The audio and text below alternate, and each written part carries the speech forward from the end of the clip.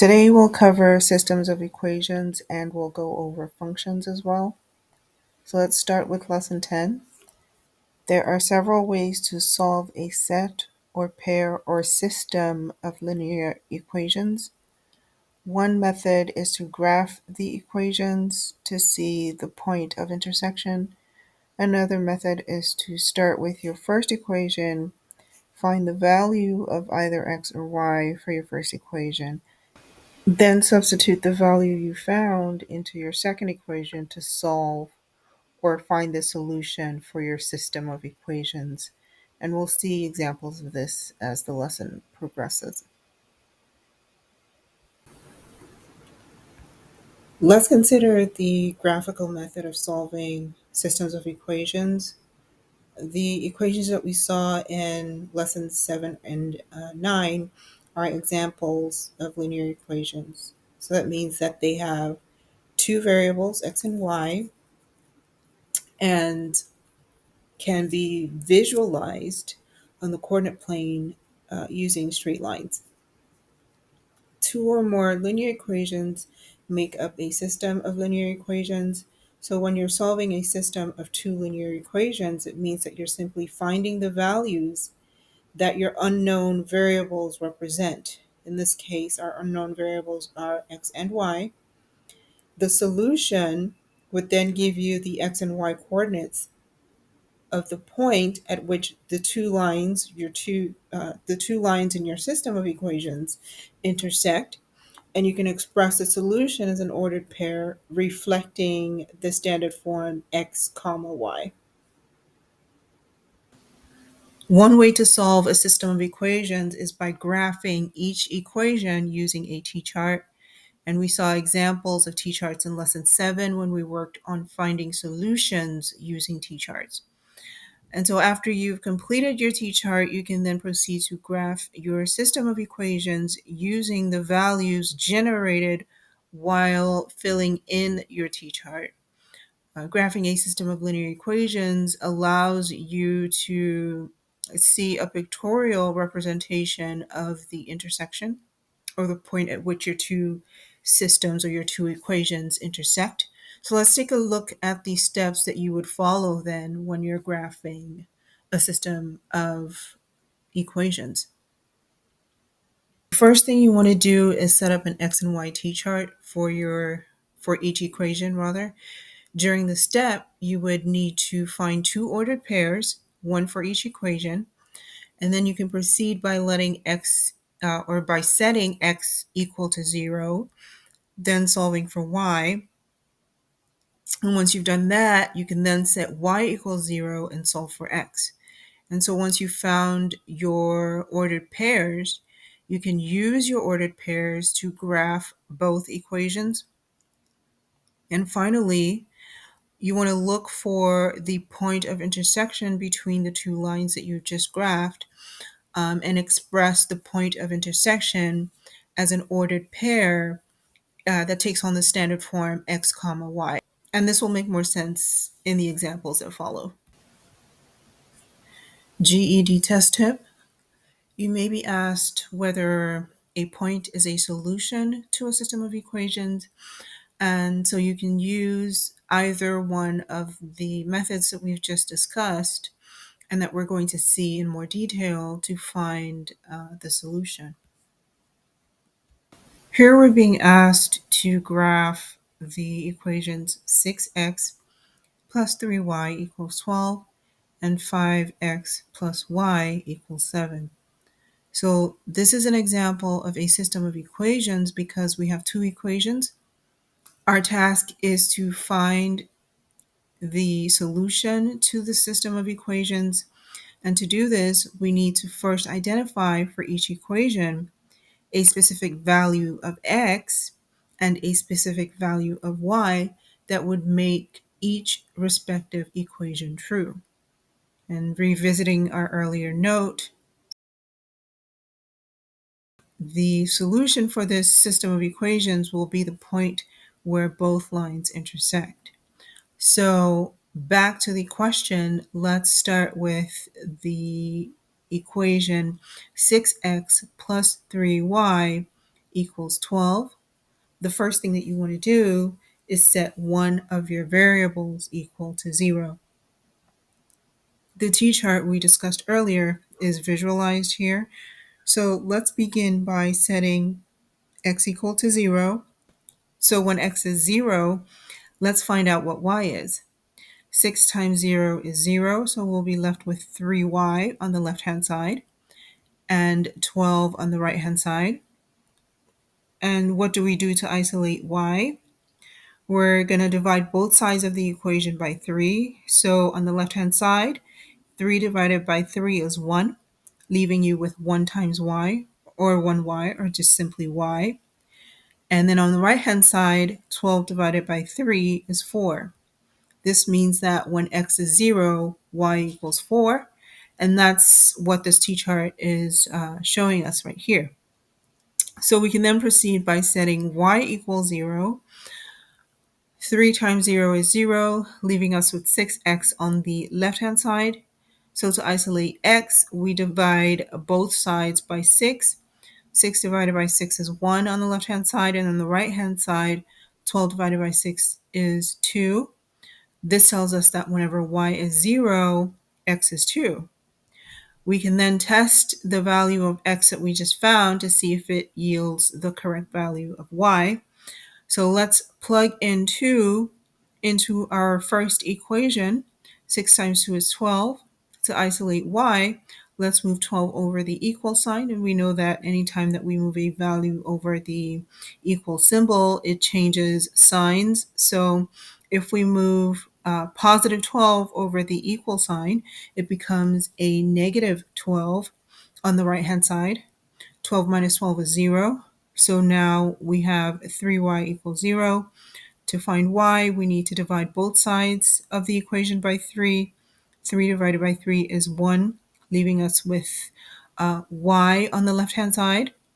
And on the right-hand side, 0 divided by 3 is 0. So this tells us that whenever x is 2, y is indeed 0. Then you want to do essentially the same thing with the second equation. So let's set x equal to 0. 5 times 0 is 0, so we're left with y equals 7, meaning that whenever x is 0, y is 7. And we continue by setting y equal to 0, leaving us with 5x equals 7. To isolate x, we divide both sides of the equation by 5. 5 divided by 5 leaves us with x on the left-hand side. And on the right-hand side, we're left with an improper fraction, 7 over 5. So then we can go to our coordinate plane and plot the points that we have in our t-chart. 0, 4 is our first coordinate point. And so we start at the origin. We know that x is 0 and y is 4. So here's our first coordinate point. Then we go back to our t-chart, which tells us that when x is 2, y is 0. And so we're still working with our first equation here, 6x plus 3y equals 12. This is our second coordinate point. So when x is 2, y is 0. On the coordinate plane, again, you want to start at the origin, and we move 2 places over to the right on the x-axis with no movement on the y, since y is 0. So now we can connect both points on our coordinate plane by drawing a straight line that runs through both points. And this line is the visual representation of our first equation, 6x plus 3y equals 12.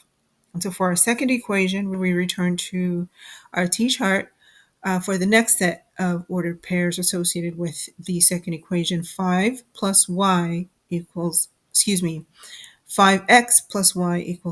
So the first ordered pair here is 0, 7, meaning that whenever x is 0, y is 7.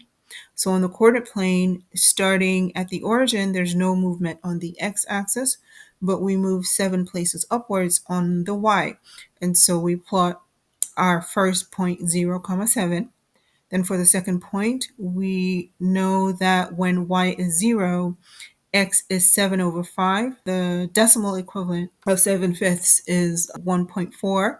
So we start at the origin and we move 1.4 places over to the right on the x-axis with no movement on the y. We can then proceed to connect the two ordered pairs that we just plotted with a straight line, which serves as the linear representation of our second equation here, 5x plus y equals 7. So all we've done so far is set y and x equal to 0 in both equations. That process yielded coordinate pairs for our t-chart.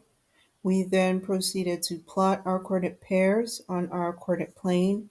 The point at which the two lines intersect, which is encircled here at 1, 2, is the solution to the system of equations that we were instructed to graph. The second method of solving a system of equations is through a process known as substitution. So this is the same set of linear equations that we just solved using the graphical method. So if you wanted to use the substitution method instead, you would start by rewriting the first equation so that y is expressed in terms of x. And so to do that, we would need to isolate y, and we would start by moving 6x over the right-hand side of the equation. We know that anytime we move a term over the equal sign, it changes its sign. So positive 6x on the left-hand side when moved over the equal sign becomes a negative 6x on the right-hand side. And then to complete our isolation of y, we're going to divide both sides of the equation by 3. That means that we're going to divide y by 3 on the left-hand side, and every single term on the right-hand side will also be divided by 3. So on the right-hand side, we have two terms. We have a coefficient, 12, and then we also have a coefficient being multiplied by a variable, negative 6x. So if we had extra terms on the right-hand side, for example, let's say we had positive 15x minus 9, you would also divide positive 15x and negative 9 by 3. But in this particular scenario, we only need to divide 12 and negative 6x by 3.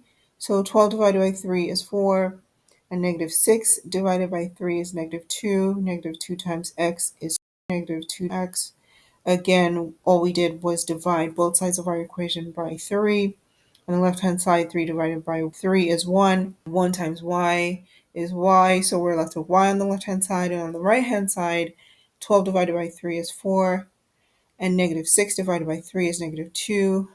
Negative 2 times x is negative 2x. So if you pay close attention here, we're solving for y, so essentially 6x minus 3y equals 12 can be rewritten in terms of y, which is what we just did. So I'm emphasizing this point to draw attention to the fact that you need to be working on one equation at a time, so don't skip ahead. We started with the equation 6x plus 3y equals 12, and we've rewritten the equation in terms of y. So now that we've rewritten our first equation in terms of y, we can go to our second equation and substitute the first equation, which we've rewritten in terms of y, into our second equation. So after solving our first equation for y, we ended up determining that y is equal to or equivalent to 4 minus 2x. So now all we're going to do with our second equation is that every instance where we see y, we're going to substitute it for its equivalent expression 4 minus 2x. So that's what's been done for us here in step 2. You can consider the entire term in parentheses as one large y if it helps you visualize what's happening here. So step 2 is essentially showing you 5x plus y equals 7. However, y has been replaced with the expression in parentheses, which is 4 minus 2x. And I've highlighted the transformation of y in pink so that you can visually follow the transition of y from a single variable to a more expanded expression. So the equation expressed in step 2 then, 5x plus open parentheses 4 minus 2x close parentheses equals 7, is exactly the same as the second equation given to us in the problem statement. The main difference is that we've now substituted y for the expression 4 minus 2x. And the reason we've done that is so that we can have like terms on the left-hand side. That way we can easily solve for one single variable, in this case x, because remember we started with a system of equations, both of which contain two different variables, x and y. So we needed to rewrite one of the equations in terms of y so that we could then proceed with substitution and eventually solve for the first variable x before attempting to solve for the second variable, which is y.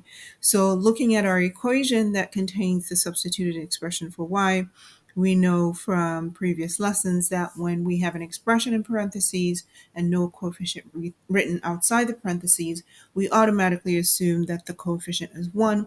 And since to the left of our open parentheses is a positive sign rather, we're going to multiply positive 1 across both terms shown in parentheses. So positive 1 times 4 is 4, and positive 1 times a negative 2x is negative 2x. 5x minus 2x is 3x. So now we have 3x plus 4 on the left-hand side, and we can then move 4 from the left-hand side over to the right-hand side. And we know that since 4 is going over the equal sign, it changes sign and now becomes a negative 4. So on the right-hand side, 7 minus 4 is 3. And to isolate x, we divide both sides of the equation by 3. So on the left-hand side, 3 divided by 3 is 1. 1 times x is x. And on the right-hand side, 3 divided by 3 is 1. So now we have the solution for x, which is 1. So now that we have our solution for x, we can then go back to our first equation, and we can find a solution for y. We now know that x equals 1. So let's plug 1 into our first equation everywhere where we see x. 6 times 1 is 6. So now we have 6 plus 3y equals 12. To isolate y, let's move 6 over the equal sign. 12 minus 6 is 6. Dividing both sides by 3, we're left with 2 on the right-hand side. So now we have our solution. Whenever x is 1, y is 2. And we can write this in the standard ordered pair form, 1, 2. If we revisit our earlier graph, we can see that 1, 2 is also the same answer for the graphical method. It's the point of intersection for our system of equations. And as mentioned earlier, the point of intersection is the solution for the system. So now we've seen two different methods for solving systems of equations. You can either graph the line to see where they intersect, or you can take one of your equations and write it in terms of one of your variables, which is the first step shown in this substitution example that we just completed. We took one of our equations, 6x plus 3y equals 12, and we rewrote it in terms of one of our variables, y. Then we went to our second equation and plugged in our new expression for y, which is shown in step 2. Then once we established an equation with like terms, we then proceeded to solve for the first variable, which in this case was x. And once we found a value for x, we then returned to our first equation, plugged in x to solve for y. Do you have any questions?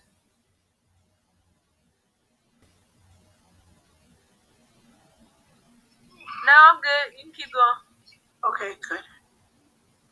So there are practice exercises starting on page 1007. Do attempt these. I know that solving systems of equations can get a little tricky, especially because you have to keep track of several moving pieces or terms, if you will. So the more practice that you can get, the easier this becomes. Go ahead.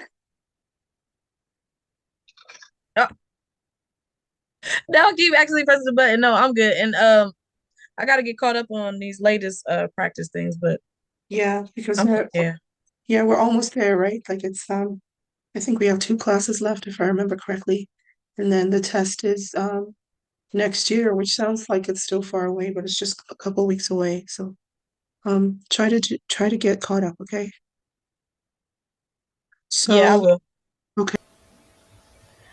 A pattern is a sequence of numbers determined by a mathematical rule. A function is a rule that shows how one set of numbers is related to another set of numbers. To use a function, substitute values for variables and then proceed to solve.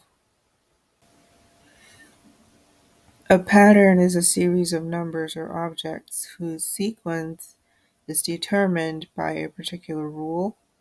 So you can figure out what rule has been used by simply studying the terms that you're given. You want to ask yourself what operation or sequence of operations will always result in the next term in the series. And once you know the rule, you can then continue the pattern.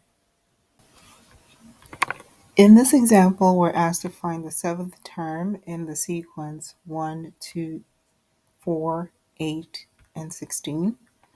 So we already note that we have 5 terms in the sequence, and we're being asked to find the seventh term. Since we know that there's an established sequence, we can infer that there is a pattern to how these numbers are appearing. So the first thing that you want to do then is determine the rule. Each number in the sequence is twice or double the number before it, and we can check that. The sequence starts with 1, and then the next number is 2. We know that 2 is twice of 1, or 1 plus 1. Then we move to the next number. We know that when we double 2, we get 4. The next number is 8, which we get if we double 4. The number that follows 8 is 16, and we know that 8 plus 8 is 16. So by logic, since each number in the sequence is proven to be twice or double the number that appears before it, we can simply apply this implied rule to find the next number. So 16 plus 16 is 32, or you can think of it as 16 twice, or 16 times 2. In other words, 16 times 2 is also 32. So 32 is our sixth term, but we need to find the seventh. And we can do that either by multiplying 32 by 2 or by adding 32 to itself, since multiplication can be thought of as repetitive addition. So 32 plus 32, or 32 times 2, is 64, and that gives us our seventh term. So we know that we have successfully, or we've accurately answered this question, which asks us to find the seventh term. And we began by identifying or determining the rule governing the sequence, and we inferred that each successive number is simply twice the number that came before it. So we applied the rule to double each successive term by the term preceding until we reached the seventh term. So we started off our sequence with 5 terms. We doubled our fifth term to get our sixth term. So 16 times 2, or 16 plus 16, is 32. Then we doubled our sixth term, 32, to get our seventh, to answer the question. A function is a rule that shows how the terms in one sequence of numbers are related to the terms in another sequence. Each distinct number entered into the function produces a unique output.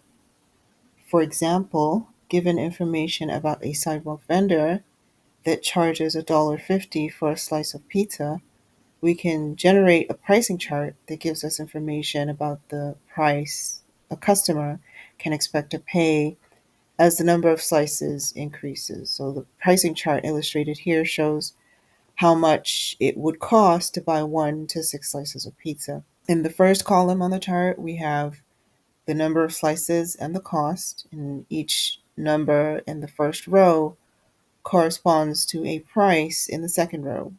For each slice, there's a different price. So we can effectively state that the amount a customer can expect to pay is essentially a function of, or depends upon, the number of slices that the customer orders. To find the price for the number of slices that you want, you would multiply the cost for one slice by the number of slices that you're interested in. So let's say that you wanted 4 slices. Knowing that each slice costs $1.50, you would simply multiply 4 by $1.50, which would yield $6. Meaning that with each additional slice, this function is effectively reverting to the original price, and then multiplying that by the number of slices in question to find the cost. And we can write this function simply as cost equals the number of slices times $1.50, or C equals N times $1.50, where C represents the cost and N represents the number of slices. So with this particular function, we can calculate the cost of an infinite number of slices corresponding to real numbers on the number line from 0 to infinity. So any number from 1 to infinity would be considered the domain of this particular cost function, and the domain just simply refers to any number within a set range that makes this function true. So in this case, that would be any number from 1 to infinity, ignoring all negative numbers, and 0. I mean, n could be 0, which would simply mean that you don't owe the vendor anything, and a negative number for n just wouldn't be practical for this particular scenario. Given a function with two variables, if you know the numerical value for one variable, you can use substitution to solve for the second variable. So in this example, we're being asked to find the value of y when x equals -3 for the function y equals 3x minus 5. So knowing that x equals -3, all we have to do is go to our original function and plug -3 into x, as shown here in step 2. 3 times -3 is -9. -9 plus 5 is -4. So we've effectively solved for y in this scenario. Whenever x is -3, the corresponding value for y is -4. Given the function n equals 100 minus 4 times, open parentheses, 3 plus m, close parentheses, what is the value of n when m equals 6? So again, we're going to follow the same substitution principle. We'll start by going back to our original equation, and we're simply going to plug in 6 at every instance of m. And I've highlighted the substitution in green to make it visually easier for you to follow. You then simply want to continue with your procedural arithmetics until you solve for n. So remembering our PEMDAS order of operations, we'll start with the terms in parentheses first. 3 plus 6 is 9. The next step in the order calls for multiplication. 4 times 9 is 36. We can then subtract 100 from 36, which leaves us with 64, the solution for n. And if you notice here,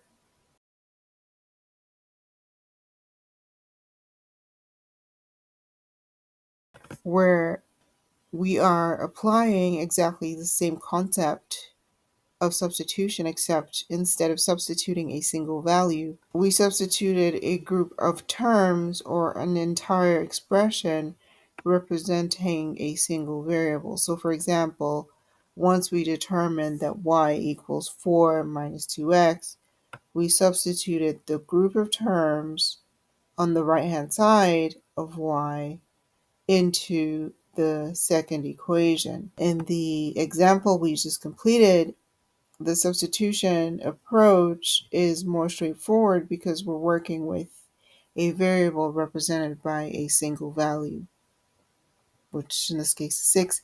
But if we had, let's say, m equals 5x plus 3 plus y, we would simply plug the entire expression, 5x plus 3 plus y, everywhere where you see m. So the emphasis here essentially is not to fret when you see a system of equations that looks like this. Just think of it as an easy substitution like we did here, except you just have more than one term that you're substituting into a variable. In this particular instance, it was one term or value, 6, that we substituted, but in some instances where you have more than one term, just know that you're applying the same concept that we did here in this example, except you would be dealing with an entire expression.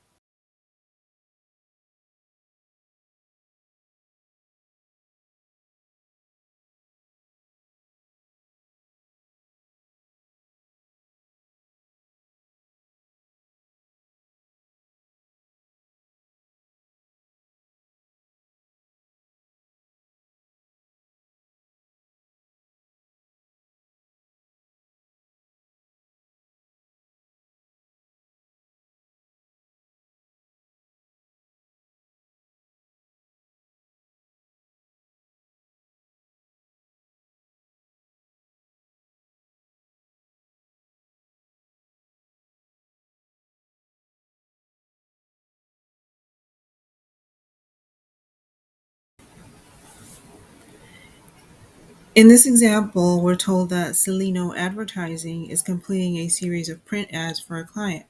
Completing the project is expected to cost $2,000 daily for the first 7 days, and then $1,500 per day after 7 days. The finishing costs for a project taking longer than 7 days can be found using the function C equals 2000D plus 1500 open parentheses D minus 7 closed parentheses, where C, the cost of the project, is $2,000 per day. So I mark the pointers we need to pay attention to here. The first thing we need to pay attention to is that no matter what, this project will cost $2,000 daily for the first 7 days.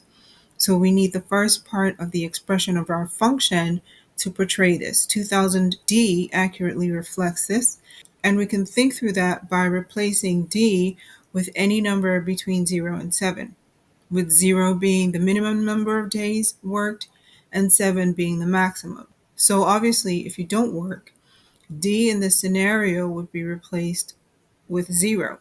2000 times 0 is 0. If you work 1 day, 2000 times 1 is 2000. If you work 7 days, 2000 times 7 is 14,000. So again, our first term here, 2000D, represents how Celino bills for the first 7 days of work. And then going back to the question to make sure we answer it fully, $2,000 daily for the first 7 days, so we've captured that. And so we know from previous lessons that and is indicative of addition, letting us know here that there may be additional costs incurred after the first 7 days. And what would you do? You would simply add the relevant number of days, 1,500 is incurred daily, once the 7 day threshold has been reached. So the second part of the function here captures any work that's done between the 7 day threshold. And we see that in how this part of the equation. So the second part of our function here captures any work that's done beyond the 7 day threshold. After day 7, the client is charged $1,500 per day, with the number of days being captured by the term in parentheses. So let's say that the job took exactly 7 days. 7 minus 7 is 0. 1,500 times 0 is 0, which essentially means that the $1,500 charge would not apply on the 7th day. If the job takes 8 days, the first half of our equation would still reflect the 7 day threshold. So we would have 2,000 times 7. However, in the second part of our equation, that does the work capturing any additional charges beyond the 7th day. In the second part of our equation, we would replace D with 8. Since we're now 8 days in, 8 minus 7 is 1. This tells us that we've gone 1 day over our 7 day threshold. 1,500 times 1 is 1,500. So, like the problem tells us, any work beyond 7 days is $1,500 additional. So in this case, on the 8th day, we see that the client will be charged an extra $1,500 in addition to the $14,000 that's charged for the first 7 days. So if the project were to take 12 days to complete, as in the example that I've illustrated here, you would simply apply the same approach that we just went over.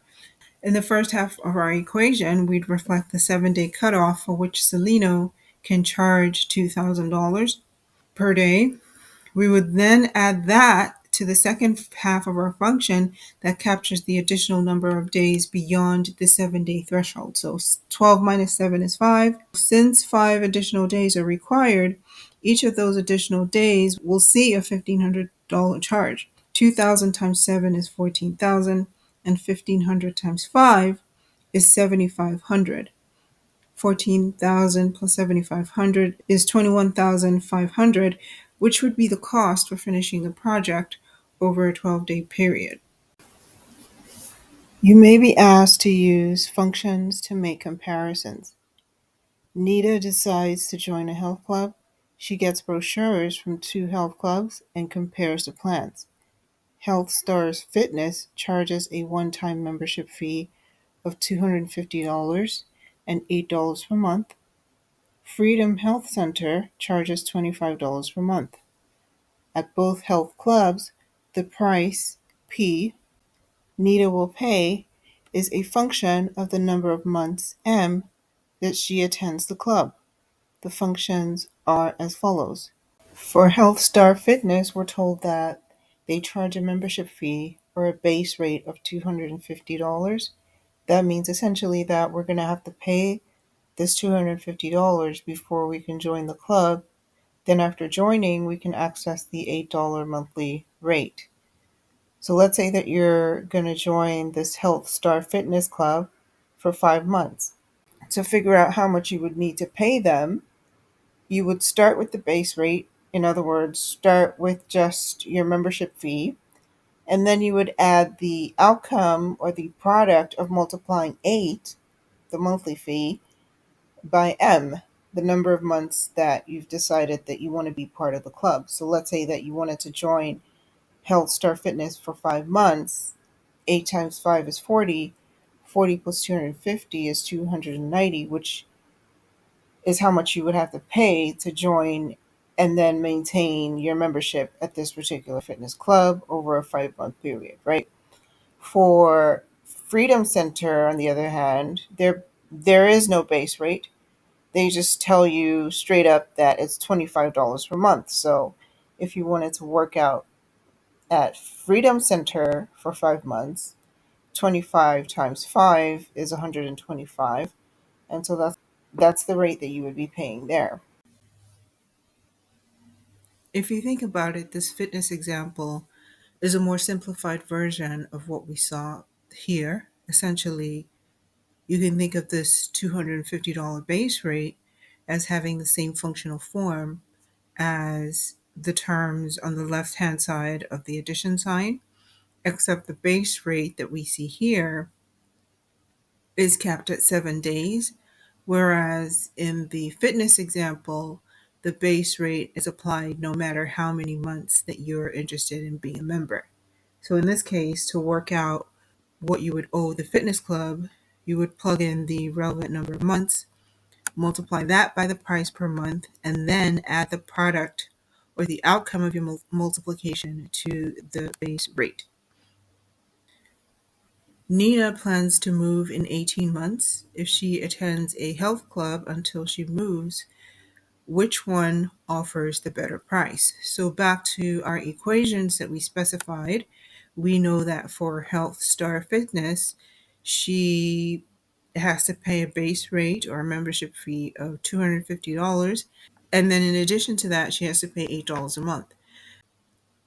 For Freedom Health Center, she doesn't have to pay a deposit, but she does have to pay $25 a month. So for the first one, we can start by adding $250 to the monthly rate for 18 months. So 18 times 8 is 144. 250 plus 144 is 394. And then for the second one, for Freedom Health Center, she's only paying a monthly rate, so we simply just multiply 25 by 18. 25 times 18 is 450. And then you can compare the cost for both fitness centers. You can see that 394 is less than 450. So even though Nina had to pay $250 up front at Health Stars Fitness, long term, it's the better option because she ends up paying less over the 18-month period. In function notation, the result of the function is expressed in terms of the variable in the function. So for example, the function f of x equals x plus 4 is telling you that the function f depends on x. Earlier, we were looking at an example how much it would cost us to get a pizza or a slice of pizza, and we saw that the cost depended on the number of slices. So we can consider f as the function and x as the variable or the number of pizzas that we choose to get. So the function notation is expressed in terms of the variable. So you can think of f of x as your cost function, where x, the number of slices that you get, determines the outcome or the cost function f of x. So essentially, the cost function gives you the price. For this particular instance, we're told that f of x equals x plus 4. So essentially, this function tells you that every time our variable x appears, we need to add 4 to it. So essentially, a function is just a mathematical rule that helps you keep track of events like this, or even the health fitness example. So using a function, you can represent situations like this. Let's go back to the pizza example for a visual. So you can represent situations like this, where with each additional input, we're going to get a different output. So with each additional input, or with each additional pizza slice, we get a different output, or we get a different cost.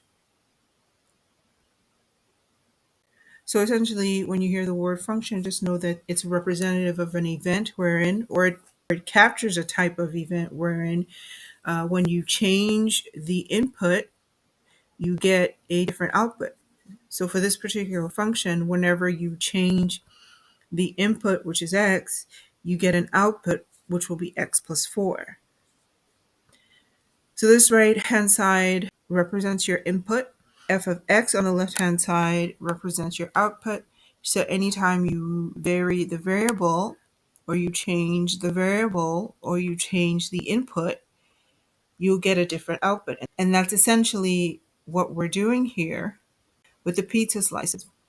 Our function f of x is the cost, and anytime we change our input x, because we don't know, or we're unsure how many slices we're going to get. So one day we might want to get 3 slices, the next day we might want 7, next week we might want 20. So anytime we change our input, we're going to get a different output, or you get a different price. And f of x is your function that essentially keeps track of that. So again, revisiting this first statement, we're told that in function notation, the result of the function is expressed in terms of the variable in the function.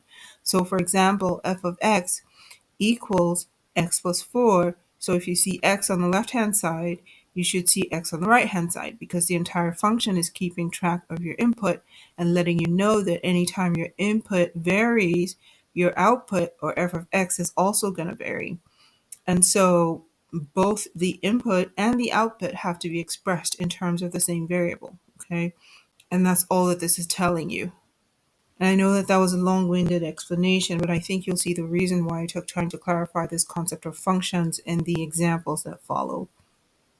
The domain of a function is the set of valid inputs, or those values of the variable for which the function is defined, or for which the function is true. So for example, in the Salino advertising scenario that we were looking at, we saw that once we pass the 7-day threshold, our value for D on the right-hand side of our addition operation here had to be greater than 7. So we couldn't put 3 here, for example, because then you would get a -4, and then your total cost would be negative, which wouldn't make sense for the scenario. So that's why they're saying here that the domain of a function is the set of valid inputs, or the set of valid input values, or those values of the variable for which the function is defined, or for which the function is true, or for which the function makes sense. So that's what this is telling you here, is that the range of a function is the set of output values that it can generate given the number of values in its domain. So let's go back to our pizza example. Let's say that we have 10 slices here. Our range would be the number of values that we can get based on the domain. Our domain is 10, so our cost would be $1.50 times 10, which would be $15. So our range, the range of this cost function, would be 15. In other words, that's the maximum price that we can be charged because we only have 10 slices. So our domain here is the number of slices that we're varying each time within our set purchase period. So let's say that one day we decide that we want to buy 2 slices, the next day we decide that we want to buy 3, and so on. But we know that the maximum number of slices that we want to buy within a set period is 10, okay? So that's our domain. And the domain is always expressed on the x-axis. And then our range would be our maximum amount that we would be paying based on the number of slices that we buy. So since we're capping the number of slices that we're buying at 10, it means that our cost would range from $1.50 to $15. with the maximum amount that we'll be spending capped at $15. And by the way, the range is always expressed on the y-axis.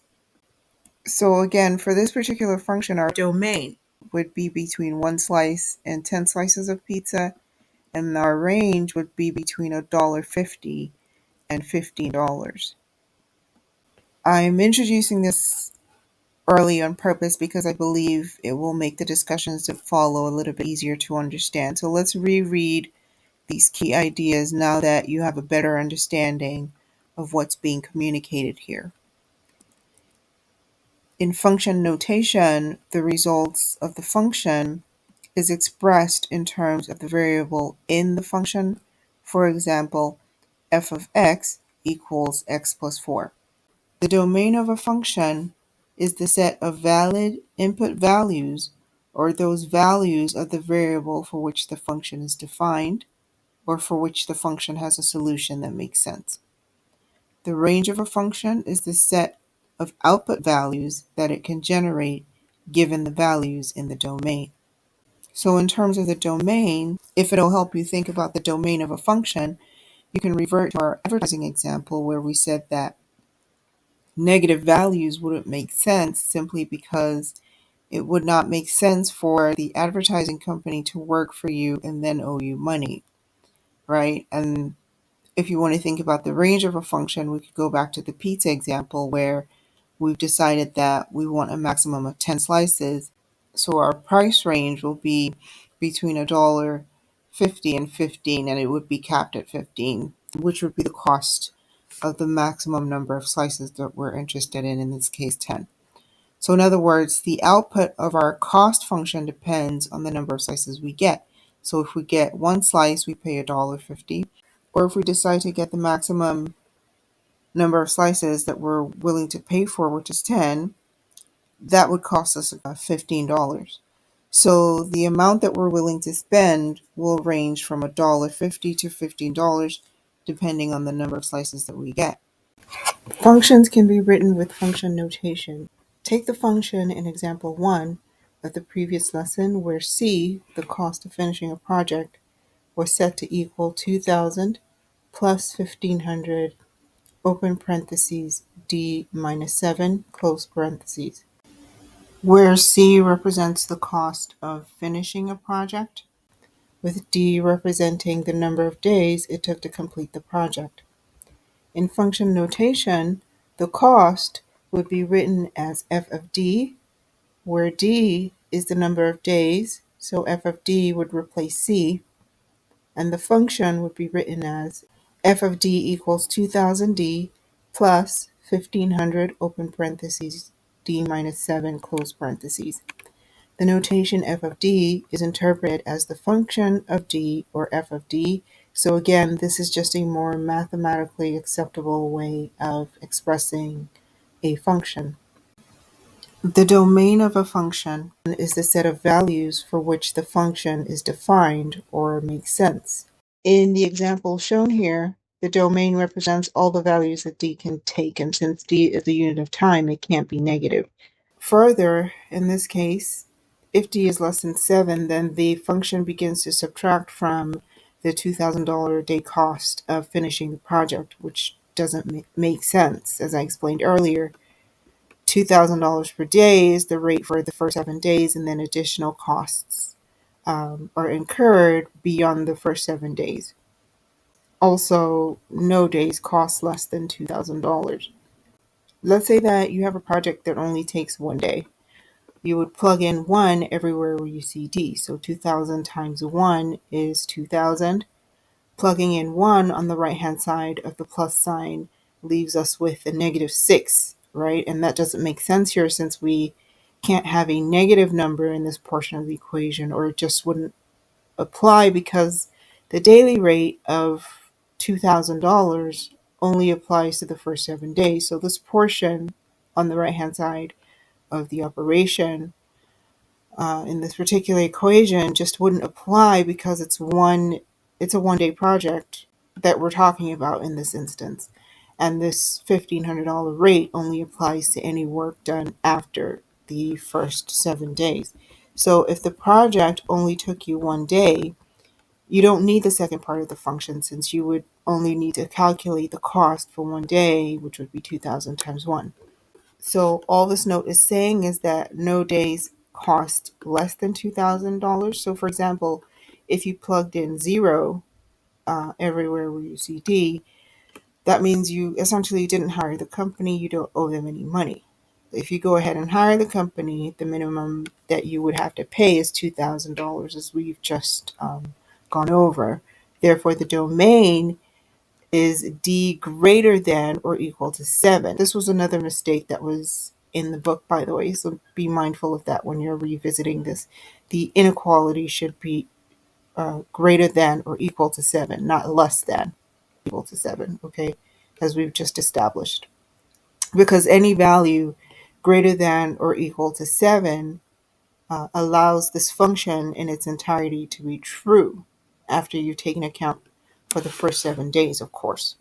The range of a function is the set of outputs or results of the function. So revisiting the same function when D is as small as possible, that is when D equals 7, then f of D equals 2,000 times 7 plus 1,500 times 7 minus 7, which is 14,000. In this scenario, we're not given an upper limit on how many days a job can take, which implies that there's no upper limit to the cost output either for f of D. So in other words, there's no upper limit to the range of f of D, meaning that as the number of days required continues to increase, the cost will also increase in tandem or simultaneously. Thus, the range of f of D will consist of any set of numbers greater than or equal to 14,000.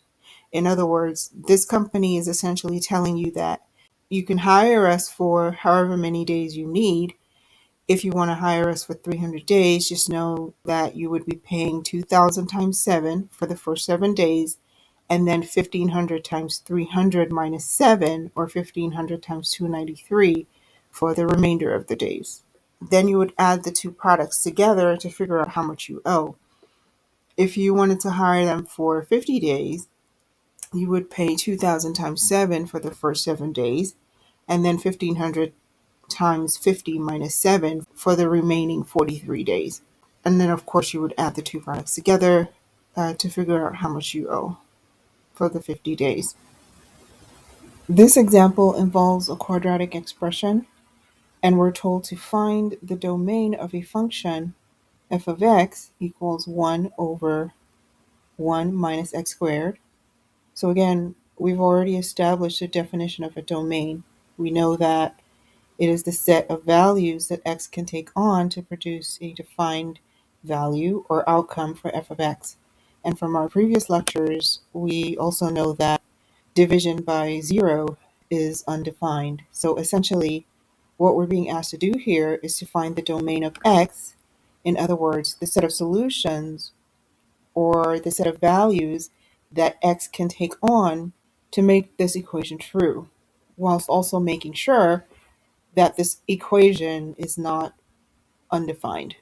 So essentially, what you need to do is find the factors of this denominator, 1 minus x squared.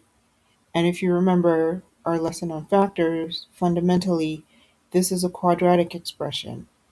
And so we know that it takes on the functional form or a generic form expressed as ax squared plus bx plus c, right? But if you remember our lesson on quadratic equations, we know that our bx term is missing here, which means that our factors, or the factors of this expression, are such that when we do our FOIL multiplication, we need to be subtracting the inner portion of our expression so that our bx term is 0.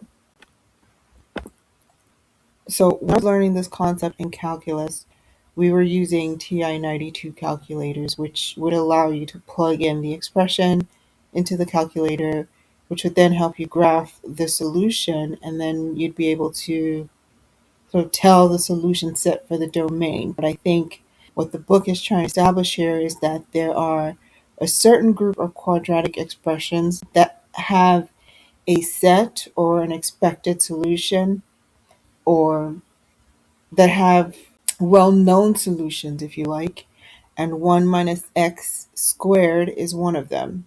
The solutions are just 1 plus x and 1 minus x. So if you revisit our lesson on factors, especially the guess and check method that we covered in detail, you should be able to see how we arrived at these factors. And we also know from our lesson on factors that you then proceed, once you've established our terms in parentheses, what we need to do is set each expression to 0.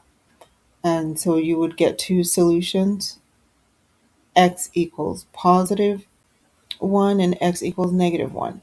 So that's why x is depicted here as plus or minus 1 in the last portion of step 2. Because from our first factor, from our first term in parentheses, 1 plus x equals 0, if you move this 1 over the equal sign over to the right-hand side, you would get x equals negative 1. And for the second factor, setting 1 minus x equals 0, we would have to move 1 over to the right-hand side, which would give us negative 1. And paying attention, we know that we'd also have a negative x on the left-hand side. So we can then simply divide both sides by negative 1, and our final solution would be x equals positive 1.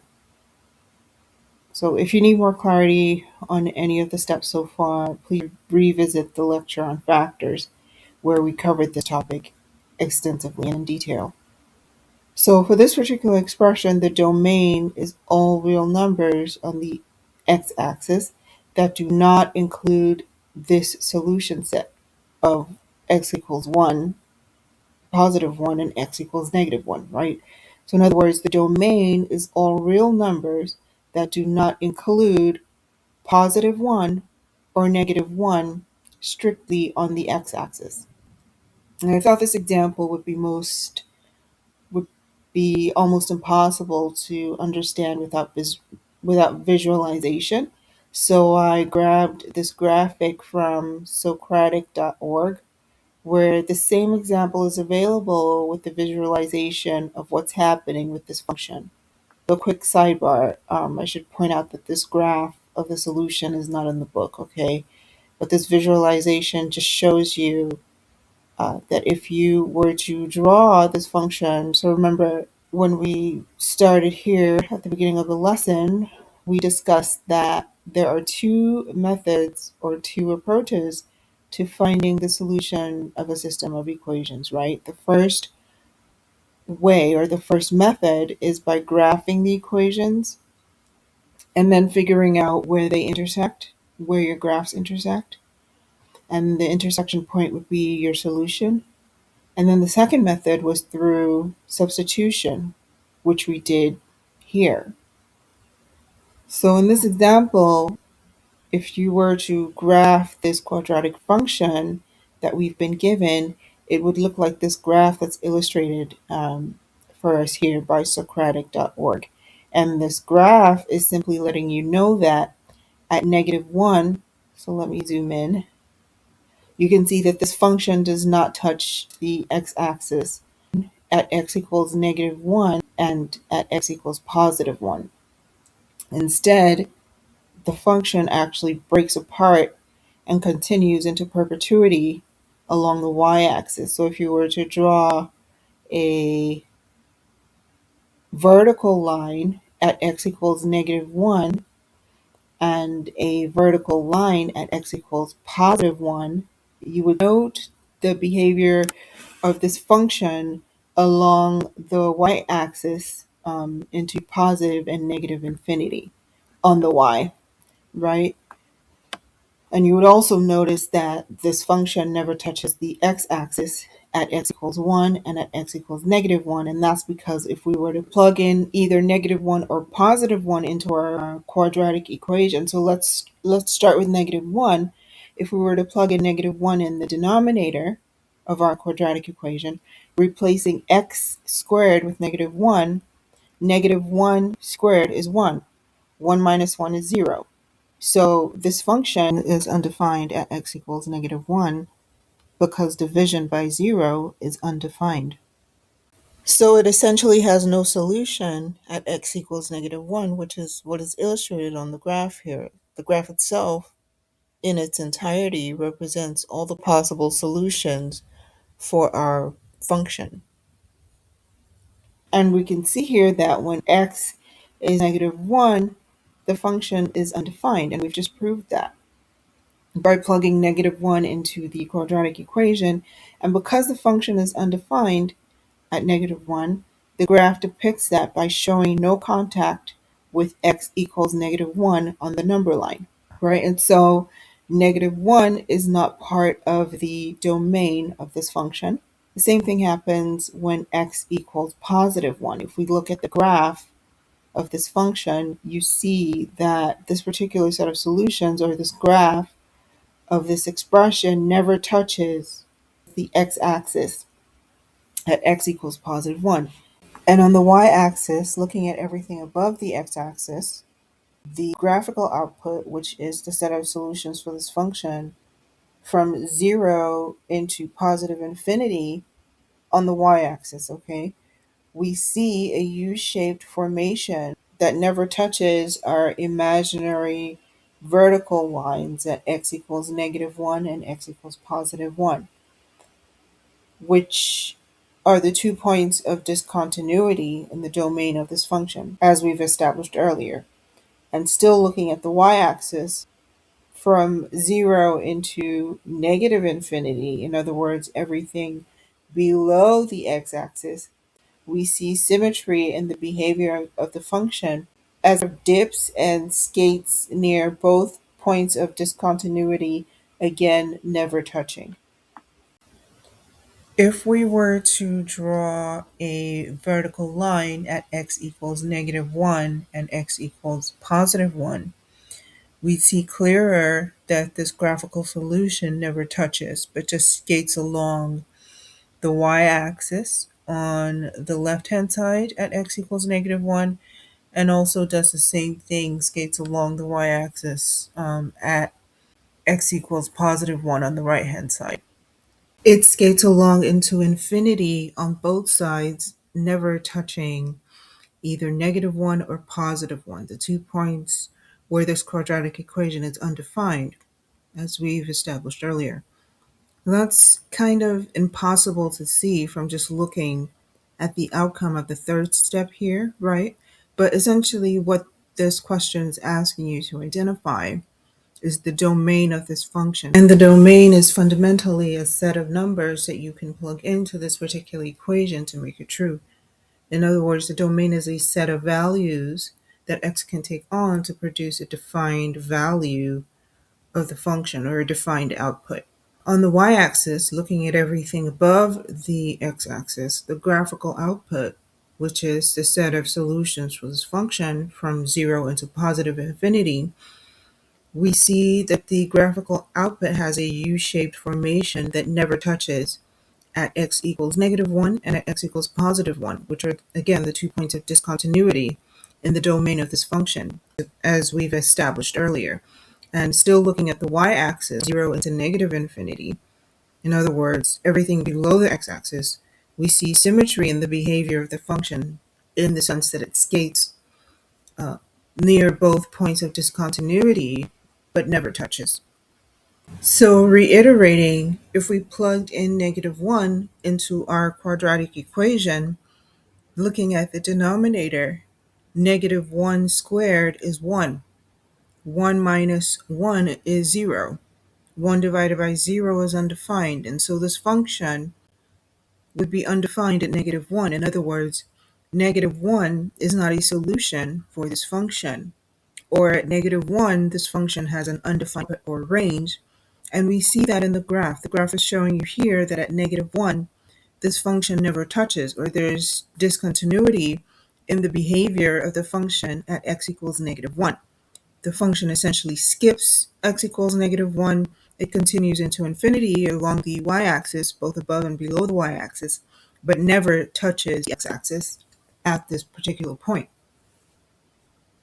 In other words, along the coordinate axes of this function, we can see that The set of solutions, rather, for this function consists of all real numbers on the x-axis except -1 and +1. So said differently, the domain of this function is all real numbers on the x-axis except -1 and +1.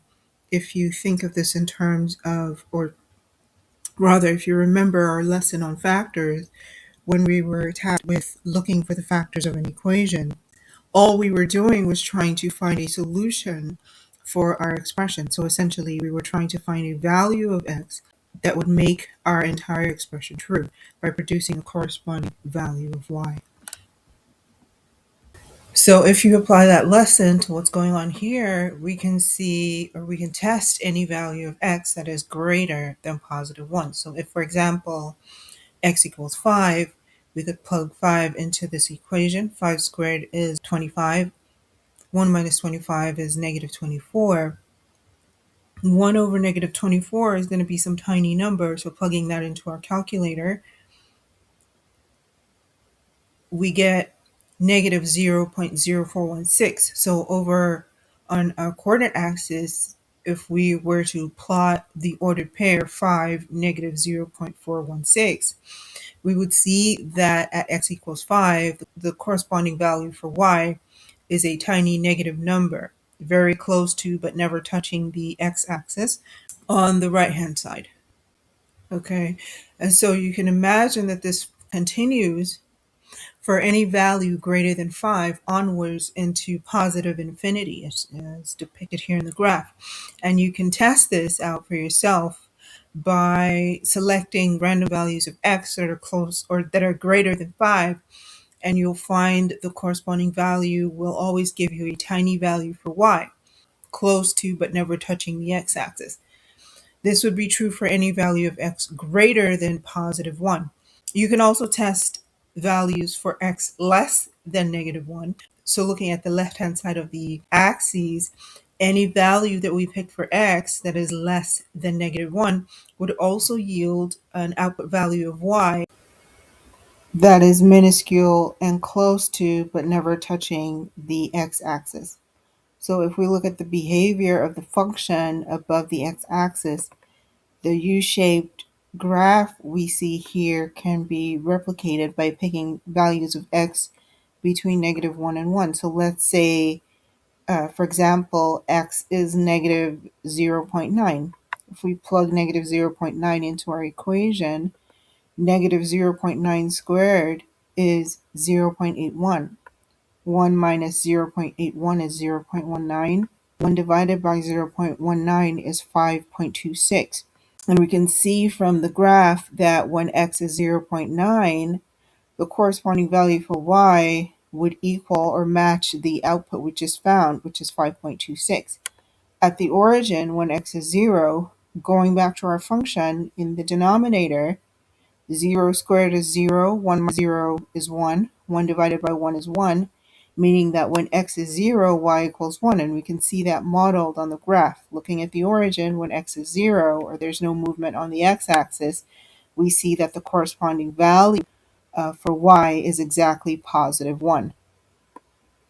So this function, this equation, is essentially telling you here that anytime you plug in a number for x, or insert a value for x, you're going to find a corresponding value for y on the coordinate axis. And the only time that you wouldn't find a corresponding value for y is when you plug in the factors of this equation, which are -1 and +1, where, as we established earlier, the function is undefined, and we see that behavior in the graph.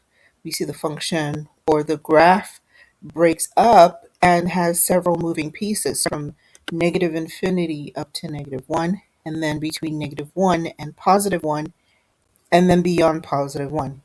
At exactly -1 and +1, the function dances around the y-axis, but never touches or has a defined value, or essentially remains undefined. So fundamentally, what we needed to do here with this quadratic equation is that we needed to find the domain or the set of solutions that make this particular function true. And the solution set, or the set of numbers that make this function true or that would produce a valid output, essentially contains every number that you can possibly think of on the number line along the x-axis, except -1 and +1. And we determine that simply by finding the factors of the denominator in this quadratic equation. And we factors of the denominator because we wanted to determine, or we wanted to know, what numbers we can plug in here so that when we do plot the graph, we can understand its behavior based on its solution set. And after our calculations, we had two factors, meaning that the solution to finding the domain of this function let us know at which points this function produces undefined results. In other words, what number would we plug in here into this equation to make the function or the equation untrue, or that would not contain our quadratic function, or that would not contain the solution set to our quadratic function, or that would not yield a graphical solution on the coordinate axis. And the factors of this quadratic function tells us that those numbers are -1 and +1.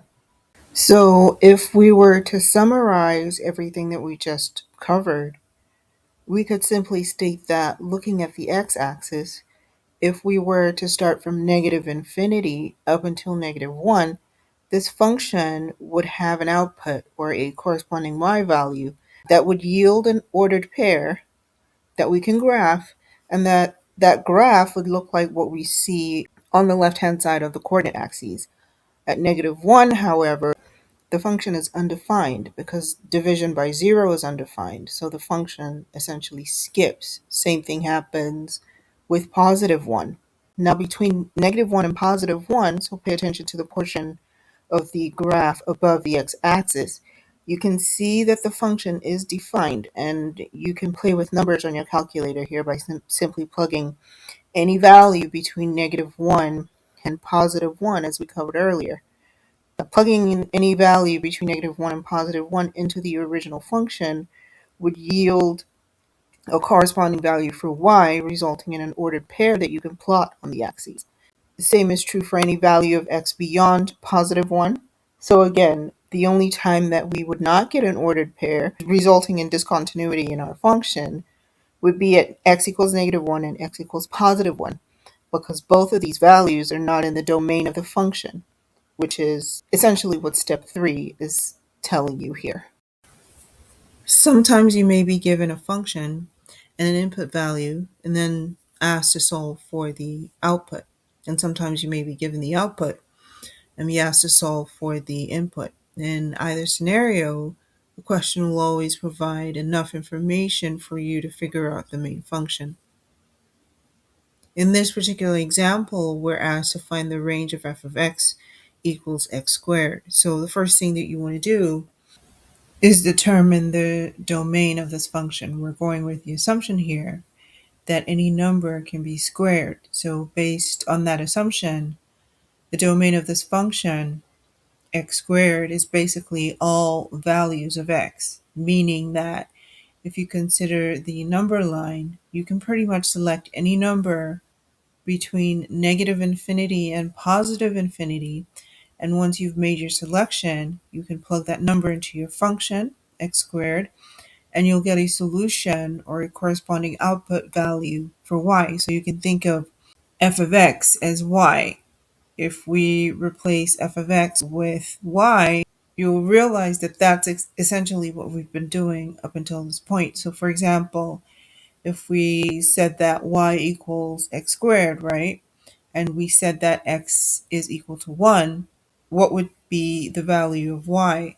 If we plug 1 into x, x squared equals 1, meaning that when x is 1, the output value for y, or f of x, is also 1. So again, if we plugged 1 into this function and replaced x in our original function, so now that reads f of 1, 1 squared is 1, so that means that anytime you plug 1 into this function, the output will be 1. If you recall from our discussion on inputs and outputs, the right-hand side always reflects your input, And the left-hand side always reflects your output. So if we input 2 here, 2 squared is 4, so we would get an output of 4. If we input 3 here, 3 squared is 9, meaning that when x equals 3, f of x is 9. If we input 4, 4 squared is 16, so that means that whenever x is 4, or our input is 4, our output is going to be 16, or f of x is going to be 16. So you can write that out as f of 4 equals 16. You can also graph these solutions, because for any value of x that we choose, you'll notice that there'll be a corresponding output value for y. And the x and y values both serve as an ordered pair that you can locate on the coordinate axes. And with enough ordered pairs, we can proceed to plot the graph that essentially maps out the behavior of the function on the coordinate axes. So let's go back to letting x equal 1.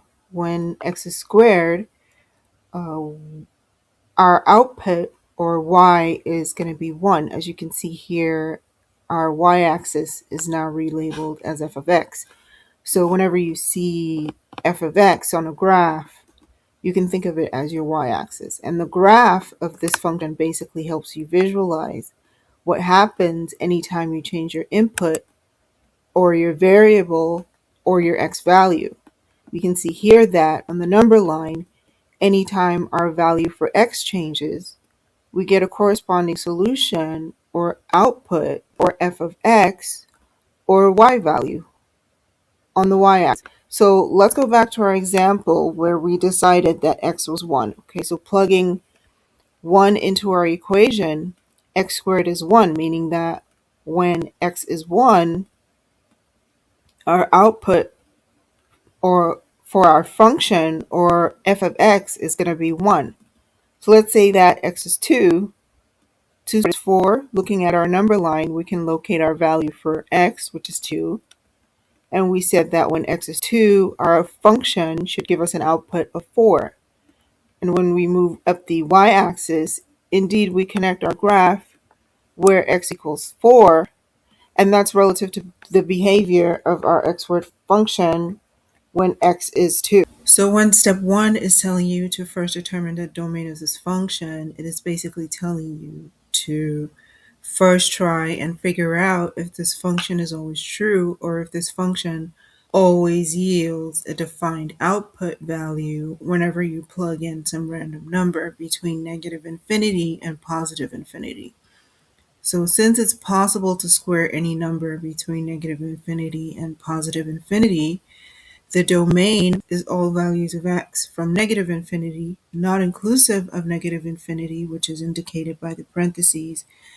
And it's not inclusive of negative infinity because infinity is a value that we can't actualize, in the sense that it has no numerical representation. Its representation is always symbolic, right, with the infinity symbol. So the domain of this function is from, but not including, negative infinity up until, but not including, positive infinity. In the step here, we're told to find the minimum value of f of x, and you would do that by, again, going back to your number line and determining where, or at what point, this function depicts the minimum value. In other words, what you want to do here is find the minimum value of f of x.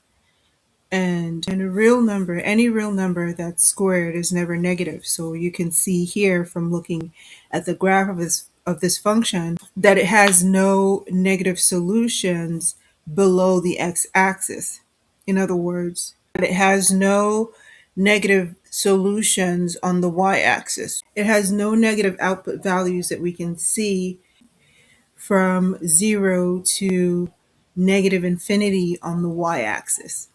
The behavior of this function is restricted to the range of the function from 0 to positive infinity on the y-axis. Said differently, this function produced no negative y values. It has no negative solutions, and its graph shows a range of f of x from 0 to negative infinity, meaning that if you consider the behavior of this function by looking strictly at the y-axis from 0 to negative infinity, there's no visual representation of the function.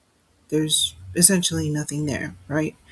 So that's what this is telling you here, that when x equals 0, f of x equals 0, or the output value for y is 0, and we can verify that by plugging 0 into our function. 0 squared is 0. And again, if you go back to the graph, you can see that when the value of x equals 0, our output, or our y value, is also 0. So essentially, we would be at the origin. And considering the U-shaped feature of this graph, we can also state that the origin is its lowest point. We can equate this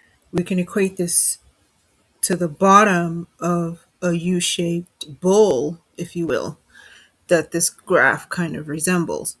So the origin in this particular scenario is the minimum set of values that this function can take on.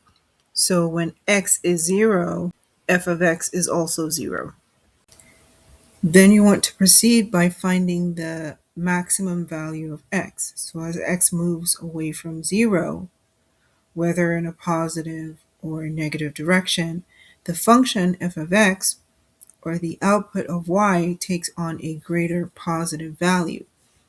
That's why there are arrows at the tip of the graph on either side, letting you know that this graph continues into infinity on both sides, or that it continues on and on forever into perpetuity. And there's no limit on how large f of x can be as long as the function is above the x-axis. So the range of f of x is from 0, inclusive of 0, which is why you see the bracket being used next to 0 here, up to but not including positive infinity on the y-axis. So essentially, any number on the number line that you plugged into this function would give you a corresponding value of f of x, or an output value for y. And the range of that set of possible solutions would be from 0 to positive infinity. So any number between 0 and infinity would give you a corresponding output value of f of x, or it would give you an output value that is in the range of f of x. And when you're on the x-axis, any number from negative infinity to positive infinity would give you a solution that is within the domain of f of x. All right? And so this note is essentially telling you here that sometimes graphing a function is very helpful to find the domain and range. Obviously, there's no graph for this example in this particular version of the book, but the source for this graph is in the footnote. So if you get a similar question on the test, an easy approach to answering would be to make yourself a t-chart, and on the left side of your t-chart, write down your function, which in this case is x squared. And then on the right-hand side of your t-chart, have or write down f of x, which is your output. And then just start with 0 and ask yourself, what would happen if I input 0 into this function? What will my output be? Well, if you input 0, your output would be 0. So then you would have your first ordered pair, 0, 0. Then you want to proceed by selecting your next number. Let's go with positive 1. If we input 1 into x squared, our output will also be 1, since 1 squared is 1. And so now you have your second ordered pair, 1, 1. So you started with 0, 0. Now we have 1, 1. Let's find another ordered pair. Let's say you decide to choose 2. 2 squared is 4. So on the left side of your T diagram, you would indicate the value of x that you choose, which is 2. And you know that when you square 2, it gives you 4, the output of f of x. And so you would write down 4 on the right-hand side, and then you can go back to your graph knowing that when x is 2, y is 4. And so now that we have our third ordered pair, 2, 4, on your coordinate axes, we can do the same thing on the left-hand side of the x-axis. Simply follow the same approach. Select negative values of x and put them into your equation or your function to generate your output. And then go ahead and plot your ordered pairs until you're satisfied with the shape of your function. And so once you're done plotting your ordered pairs, simply connect the dots that you use to identify the location of your ordered pairs, and you'll begin to see what's happening with the behavior of this function as we move from 0 to positive infinity, inputting new values of x into our function. The graph of this equation rises on both sides of the x-axis and has a convex or U-shaped appearance. Then you can determine the range and the domain. If nothing is happening below the x-axis like we see here, then you know that the lower portion of the axis is not included in the range of possible solutions for your function. And do the same thing with the domain. You can see solutions are available on both sides, the left-hand side and the right-hand side. And then you can imagine as you would continue to plug in numbers into this function, you would get an output that corresponds somewhere along the y-axis. And then you can say, okay, well, the domain is from negative infinity to positive infinity, as we've determined here. And you can see that the tips of this graph show arrows indicating that the graph continues on for perpetuity on both sides. The domain is your x-axis, so just look at what's happening to the function along the x-axis. Your range is your y-axis, so again you want to look at the behavior of your function based on the y-axis. Here we can see that only from 0 to infinity on the y do you have anything happening with our function. From 0 to negative infinity on the y-axis, there's nothing happening. So for the domain from 0 to positive infinity on the x-axis, you can see activity here. This is a defined function with a set of solutions on the y. And from 0 to negative infinity, the same thing. You can see that you're getting outputs that are positive on the y-axis, as reflected by the behavior of the entire graph along the y-axis. So you can then conclude that your domain is the set of numbers between negative infinity and positive infinity, but not inclusive of either negative or positive infinity, which again is why we see the parentheses. And that your range is from 0 inclusive to positive infinity not inclusive. And I'd say for these particular kinds of questions, graphing them would be the quickest path forward in terms of assessing the behavior of the function.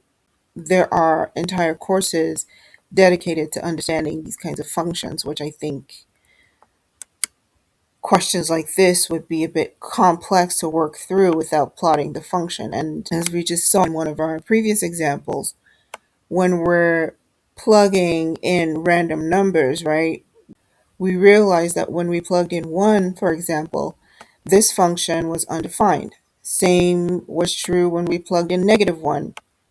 For both values, 1 and -1, we couldn't draw a graph or we couldn't generate an ordered pair, right? But when we plugged in any other number beyond +1, we found solution sets. In other words, we could graph ordered pairs. Same thing for values in between -1 and 1, and also for values beyond -1. The only time we couldn't find a solution was at -1 and +1. So your best bet is reflected in this note here that graphing a function is very helpful in terms of finding the domain and range. So I would highly suggest that if you're given a function, start by drawing a set of coordinate axes and then just pick the first couple of numbers to the right of 0, then take the first couple of numbers to the left of 0, plug them into your function, and then use your ordered pairs to plot the graph of the function. This will then allow you to gauge or figure out the behavior of the function, from which you can then assess its domain and range. So just to recap the approach here, draw yourself a pair of coordinate axes, then draw your t-chart on the left-hand side, mark x, and on the right-hand side, write out your function. So in this case, for our t-chart, x will be the header on the left-hand side, and our function, x squared, will be the header on the right-hand side. Then you want to continue by selecting random positive numbers, so any numbers that you want, okay? But always start with 0. And starting with 0 will allow you to understand the behavior of the graph at the origin, okay? And in this instance, when x is 0, y is also 0, since 0 squared is 0. So you can now go to your graph and plot your first ordered pair, 0, 0. Then you want to repeat this approach by selecting both positive and negative numbers, again, any numbers that you like, but make sure that there's numerical symmetry in your selection. So for example, if you decide to plug in 2 and 4, make sure that you also plug in -2 and -4 so that you can have an understanding of how the graph behaves, starting from 0, moving into positive and negative infinity. In other words, you want to be able to visualize how your graph is behaving both on the left and right hand side of your coordinate axes. So once you've selected positive and negative values, you want to plug those numbers into your function. So on the left side of your t-chart, you're going to have the list of positive and negative numbers that you selected, including 0. And then on the right hand side of whatever number you chose, you can reflect your output or the outcome from plugging in said numbers into your equation. So with this function, we're working with f of x equals x squared. We know that on our t-chart, if we chose to start with 0 on the left-hand side, meaning x equals 0, then on the right-hand side of our t-chart, our output will also be 0, since 0 squared is 0. And we've already established that f of x, you can think of it as y. So you would write down 0 on the right-hand side, and then you would go back to your coordinate axes and plot the point 0, 0. Then you're going to go back to your t-graph and again continue with your next value of x. So let's say you selected 1. When x is 1, the output for our function or our y value is also 1, since 1 squared is 1. So you go back to your coordinate axes and you plot your new ordered pair 1, 1, and mark the spot 1, 1 on your grid. So then you go back to your coordinate axes with your new ordered pair 1, 1, and plot that point on your grid. And so you can now connect your dots from 0, 0, which is your first ordered pair, to 1, 1, right? And so we already have part of the graph. Then you can go back to your t-chart and you can say, okay, this time I want x to be 2. So you're going to write down 2 on the left-hand side. And on the right-hand side, the outcome of plugging 2 into your equation is 4, since 2 squared is 4. That means that whenever x is 2, f of x, or our y value, is going to be 4. So now we have our second ordered pair, 2, 4. So when you go back to your coordinate grid, you find 2 on your x-axis, and we know that whenever x is 2, f of x, or y, is 4. So you plot your new point, 2, 4, and connect it with your partial graph of 0, 0, and 1, 1. Then you just want to continue this process until you're satisfied with the shape that you have on the right-hand side of your coordinate axes.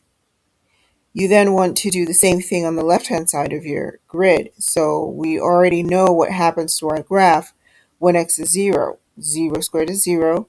So let's assign the value of -1 to x. -1 squared is 1, meaning that when x is -1, y is 1. So you go to your graph and plot -1, 1. Then continue with the same approach until you have enough ordered pairs. You can then look at your graph in its entirety and try to imagine what's happening with the graph or how it's behaving as it continues into both positive and negative infinity, right? So essentially for questions that ask you about either the domain or the range of an expression, Just know that the domain is going to be the behavior of the graph along the x-axis, and the range is going to be the behavior of the graph along the y-axis. A question could give you the components of a function and ask what values of the variable would produce that result. So this example, we're told that Raphael enjoys baking cookies with his nieces and nephews. For every cup of oats, they can make 24 oatmeal cookies. If they made 180 oatmeal cookies today, how many cups of oats did they use? So you can start by writing a function f of c to represent the number of cookies, right? So you know that for every cup of oats, they can make 24 oatmeal cookies. So that's why we see here 24 times c, meaning that if we replace c with 1 cup of oats, they can make 24 cookies. Based on the information we've been given, if we replace c with 2, they would be able to make 48 cookies. If we replace c with 3, they would be able to make 24 times 3, which is 72 cookies. So essentially, you have a function operating here, because if you think back to our pizza slices example, we saw that for every slice, the price changed, right? And so we were able to specify a cost function where C was equal to N times $1.50, where N represented the number of slices, and the base price for one slice was fixed at $1.50. So each time we changed the number of slices, or each time we changed our input, we got a different output for our function. And once again, a function is simply an expression that represents what happens when we change a particular input to produce a particular output, or an output specific to the characteristics of each new input. Okay, so that's all a function is. It's just a mathematical statement that, consider it like a camera that takes a snapshot or a picture of what's happening with a variable that's changing over time. And that's always producing a different output with each new input. And you would quickly realize that it would be tedious to keep track of a growing set of numbers into infinity when we're considering the number line, right? But we can take a picture, and our camera is that function that allows us to take snapshots of the behavior of any particular function as we move along the number line from negative infinity to positive infinity. And whatever point on the number line that we're on, that picture is always going to represent what happens to our output whenever we input a new number. So no matter where we are on the number line, or no matter what number we choose to represent C, we'll always get an output that captures the behavior of our function along the number line. So again, here we're told that for every cup of oats, they can make 24 cookies, and we're trying to determine how many cups should be used to make 180 cookies. Is it 4 cups? Is it 6 cups? We don't know yet. But immediately you do know that whenever you read a statement and it's representing, we're uncertain a quantity, you can assume or you can infer that that statement captures your variable. In other words, that statement represents the quantity that can vary at any point. In other words, tomorrow we might decide that we want to use 3 cups of oats, and then the day after tomorrow we might decide to use 5 cups. So since we don't know, or since we're uncertain of how many cups we need, we're going to let the number of cups be represented by C, indicative that C is our variable. With 1 cup, they can make 20 cookies. That means that at any point in time, if we have C, or if we know the number of cups, we can calculate the number of cookies that can be made, simply because all we would need to do is replace C with whatever value represents the number of cups. And then we can multiply C by 24, which is representative of our function here, and that would give us the number of cookies, f of C.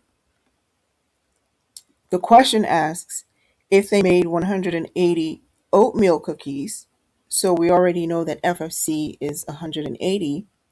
How many cups of oats did they use? Well, we've already established that 180 is our output, right? Remember, again, our definition of a function is that whenever you're changing the input, in this case with the number of cups of oats, you would get a particular output, which in this particular instance is the number of cookies. Well, they've told us that they made 180 oatmeal cookies, meaning that that's their total output. And so we can write down 180, or we can equate 180 with f of c, knowing that f of c is just an expression that is representative of the output of our function.